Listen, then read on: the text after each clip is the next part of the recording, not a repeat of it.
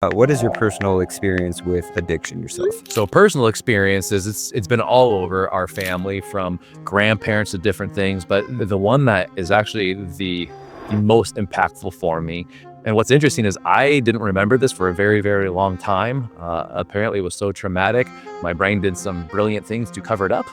But when I was about 8 years old, my aunt came to live with us because she had just gotten either kicked out or left one of the rehab facilities. This was back in the 80s. And so she was staying with us, and I happened to walk in on her lifeless body lying on the ground, and there were pills everywhere. And I just remember shaking her, and I found it so odd that she was not moving, she wasn't breathing. So I ran and grabbed my mom. Unfortunately, my mom did revive her, but ended up having to ask her to leave because it was me and my sister she could have harmed as well. And then a few months later, same thing happened and she died.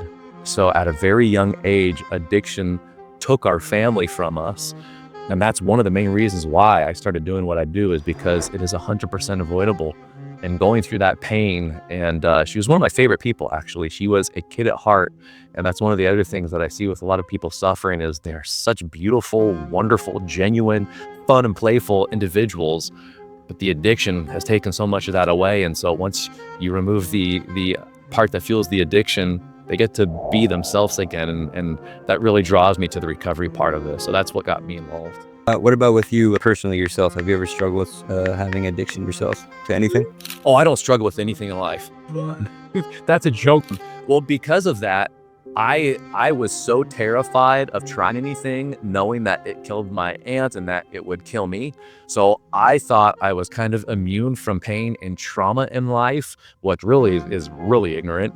So I found ways to stuff and sedate outside of drugs and alcohol that equally really destroyed my life. And so at my lowest point, I remember it was right around the end of college. I remember I wished I wasn't me. I would fantasize about being other people. Life was so painful. I thought if I was just born somebody else, I would have been so much better. And as that continued, it eventually became, I just wish I wasn't here or born at all. And I don't think it was that I wanted to die. It was that I didn't want to go on a living with that kind of pain. And so I became severely depressed, clinically depressed, and eventually suicidal. And that is what led me to what my rock bottom was. Even though it had nothing to do with drugs or alcohol, it was still a brain chemistry issue, and not knowing the tools and resources, not being educated of what to do, not knowing how to apply in daily habitual and rituals to continually be able to change my state. And so fortunately, I was not successful at taking the easy way out. And that kind of led down a path of this really just self-healing, trying to figure out, okay, I'm too ashamed to share it with anybody. So how do I heal myself? And once I got a little bit more clear, I learned I can't do this alone. This is what got me into the problem. So I need to discover how to get out of it without this brain. And that was when I really just started opening up and sharing my story. And although I was terrified, I found I wasn't alone. And then I just started getting more and more educated and going through all different types of education. And I started finding out that, wow, there's patterns, there's frameworks, there's systems, there's protocols that you can do to completely retrain and rewire your brain. And so that's how I was able to overcome my darkest parts of my life. And now I've gone on to help as many people as I can, and will continue until I take my last breath.